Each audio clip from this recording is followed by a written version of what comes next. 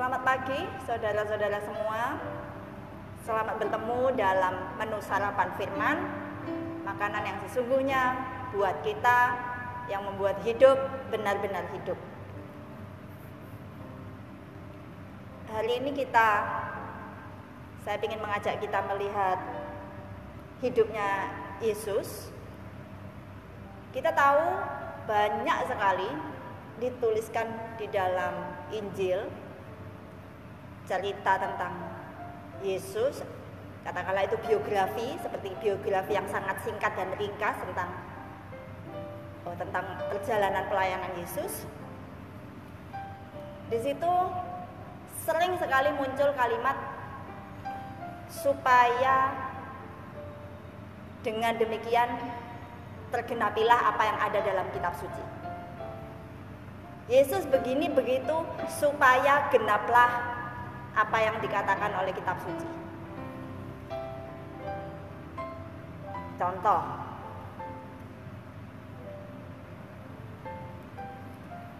Matius 3 ayat 15. Ini tentang waktu Yesus dibaptis.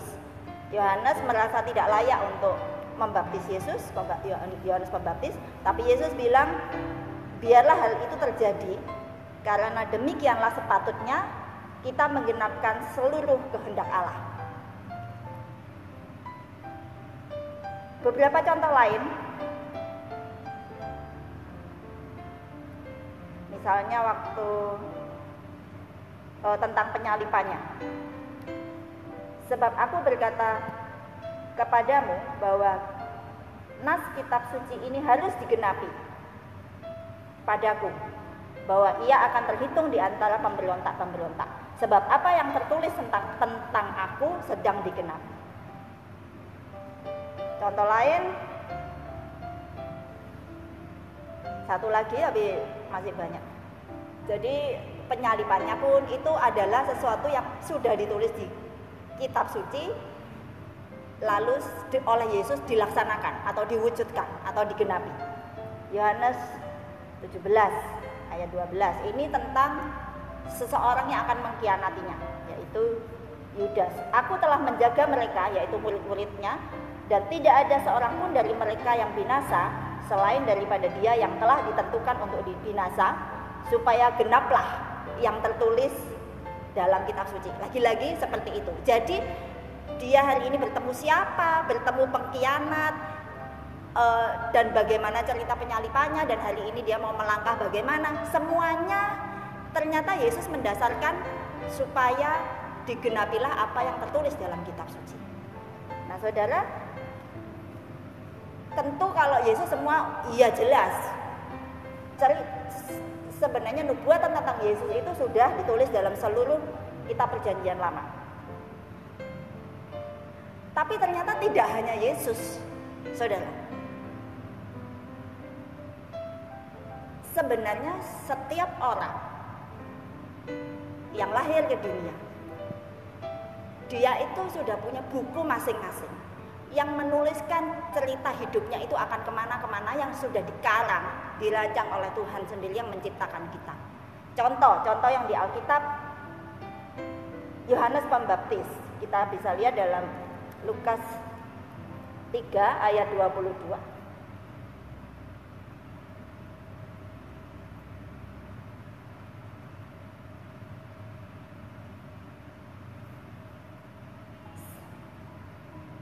Seperti ada tertulis dalam kitab nubuat-nubuat Yesaya, ada suara yang berseru-seru di padang gurun, persiapkanlah jalan untuk Tuhan, luruskanlah jalan baginya. Kita tahu ini bicara tentang Yohanes Pembaptis.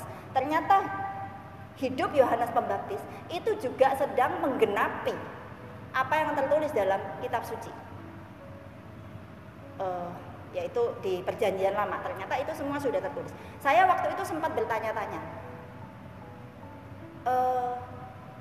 apakah tugas saya di dunia ini itu juga sebenarnya ada tertulis dalam kitab perjanjian lama atau perjanjian baru. Pokoknya saya waktu itu sudah ngerti bahwa saya punya buku di sorga yang tertulis hari demi hari, lembar demi lembar, bab demi bab, dan saya rindu untuk menggenapi apa yang dalam buku saya itu. Tapi yang saya tergoda itu, apakah saya? Ya tentu saja.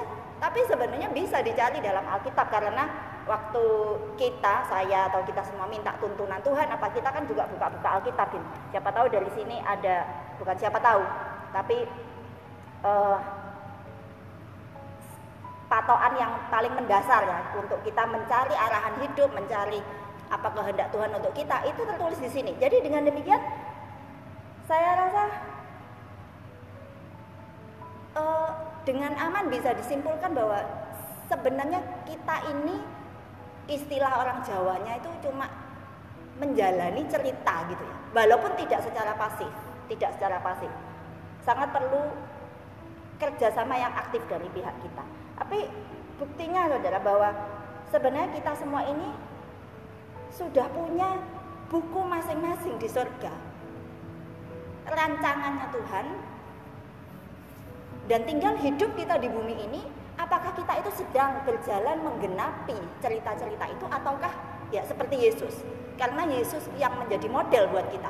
Yesus itu bukan sekadar hidup di dunia lalu mati disalib untuk menebus kita dari dosa, itu sudah pasti. Lalu tapi sebenarnya Yesus itu adalah model atau pola yang kita contoh, pola hidupnya bagaimana itu yang kita contoh. Ternyata kalau dia itu menggenapi apa yang ada dalam kitab suci, kita juga harusnya hidup secara demikian. Itulah hidup yang tidak sia-sia. Itulah hidup yang benar-benar seperti anak panah diluncurkan oleh Bapa di surga dan tepat kepada sasaran. Dan dia mengerjakan, menggenapi satu bagian dalam cerita Tuhan di seluruh alam semesta ini. Kita baca dalam Mazmur pasal 139 ayat 16. Ini Mazmur yang sangat disukai banyak orang, yaitu tentang betapa berharganya keberadaan kita di mata Tuhan. Tuhanlah yang menciptakan kita, yang menenun kita itu ya di dalam rahim ibu kita, dan seterusnya. Ayat 16 kita baca, Mazmur 139. Matamu melihat selagi aku bakal anak, dan dalam kitabmu semuanya tertulis hari-hari yang akan dibentuk, sebelum ada satupun daripadanya. Ini bukti saudara, kita semua punya buku. Lalu saya hubungkan dengan Wahyu, bahwa di Wahyu ada ayat yang bilang, maka di penghakiman terakhir ada banyak buku dibuka. Ada banyak buku, dan satu buku kehidupan yang berisi daftar nama-nama orang yang namanya sudah tercantum dalam buku kehidupan. Tapi selain buku itu banyak buku lain. Nah, kalau saya pikir ini pendapat saya sementara ini, bahwa itu berarti buku ini bukunya masing-masing orang, dan Tuhan akan mencocokkan salah satu ini ya, yang menentukan upah kita, akan mencocokkan rancangannya itu dengan hidup kita pada kenyataannya di dunia ini. Apakah hidup kita di dunia ini sesuai dengan rancangannya yang sudah tertulis dalam buku itu? Nah saudara, dari sini kita bisa memahami bahwa tugas hidup kita dari hari ke hari di dunia ini adalah untuk melakukan kehendak Tuhan. Kita tahu itu caranya ya itu tadi, lihat buku kita yang ada di surga. Yesus melakukan itu. Saya percaya waktu dia sering ngomong dengan Bapa di surga, gambarannya adalah dia tanya yang sama Bapa di surga, langkah selanjutnya dari buku itu apa? Buku yang tertulis tentang aku. Jadi hari ini aku melangkah kemana? Untuk pelayanan apa yang sudah Engkau tetapkan untuk aku lakukan di surga sana, dan aku akan lakukan itu di bumi. Demikian kira-kira. Jadi mari kita lakukan hal yang sama. Yesus adalah model, teladan bagaimana kita hidup di dalam dunia. Kita harus sering tanya Tuhan gitu. Jadi hidup kita bukan semata-mata, memang kita punya pikiran dan Tuhan memberi kita kehormatan untuk bergerak menurut pikiran kita sendiri dan tidak bertanya kepada Dia tentang cerita kita itu harusnya bagaimana. Tapi kita yang mau ngikut Yesus, kita yang mau meneladani Yesus, kita yang tidak mau hidup kita sia-sia, tapi sungguh-sungguh tepat sasaran melakukan apa yang menjadi misi kita. Karena kita dilahirkan bukan asal-asalan. Semua kita punya tugas khusus dan kita perlu tahu. Dan untuk tahu itu, untuk tahu apa yang tertulis di dalam buku kita di surga, kita perlu sering tanya. Seperti Yesus tanya kepada Bapa di surga, kita tanya. Sering tanya, tiap pagi mungkin tanya, hari ini engkau ingin aku lakukan apa? Kita mungkin tidak tahu langsung seluruhnya dari bab 1 sampai bab terakhir buku kita mau kemana dan kemana cerita kita. Tetapi yang kita bisa lakukan adalah langkah per langkah tanya. Hari ke hari kita tanya. Tersusun hari demi hari, lembar demi lembar, bab demi bab dalam buku kita sampai kita ada nyampe di akhirnya. Kita baca ayat-ayat terakhir, contoh Paulus. Tadi tokoh lain selain Yesus, Yohanes Pembaptis. Yang ini adalah Paulus. Dalam 2 Timotius, ada 2 ayat di sini. Filipi 3 dulu. Filipi 3 ayat 14.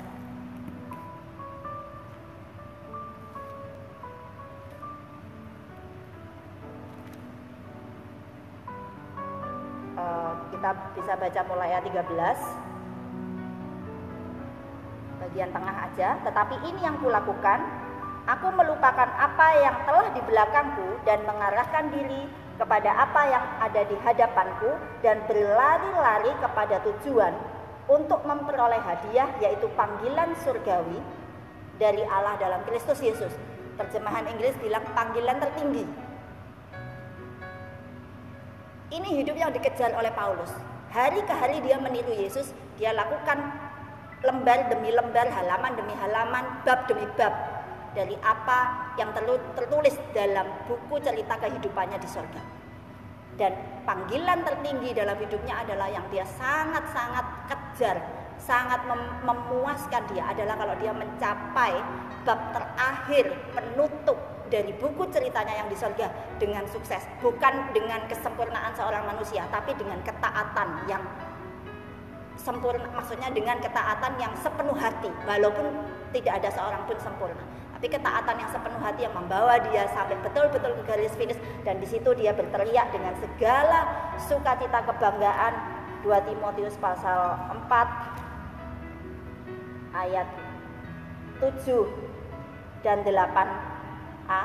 Aku telah mengakhiri pertandingan yang baik, aku telah mencapai garis akhir, dan aku telah memelihara iman. Sekarang telah tersedia bagiku mahkota kebenaran yang akan dikaruniakan kepadaku oleh Tuhan, Hakim yang adil pada harinya. Tetapi bukan hanya kepadaku, melainkan juga kepada semua orang yang merindukan kedatangannya. Semua orang yang merindukan kedatangannya, kita semua, saya percaya merindukan kedatangan Yesus. Kita kepingin hidup puas dan penuh seperti Paulus, seperti Yesus, seperti Yohanes Pembaptis, seperti semua tokoh Alkitab yang taat sepenuh hati sampai tiba di garis finish hidupnya, menyelesaikan semua ceritanya bukan oleh kekuatan kita sendiri, tapi oleh anugerah salib Yesus yang sudah mengalahkan semua kuasa kedagingan yang menghambat kita untuk mencapai panggilan tertinggi kita. Dan juga Tuhan sudah beri penolong yang tidak pernah gagal, yaitu Roh Kudus. Kita akan berhasil masing-masing mencapai garis finish kita. Dan saya ajak kita terus budayakan, tanya Tuhan tiap langkah. Dengan demikian kita meniru Yesus, seperti Yesus kita kita akan hidup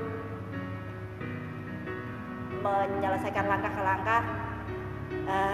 Saya ulangi di sini.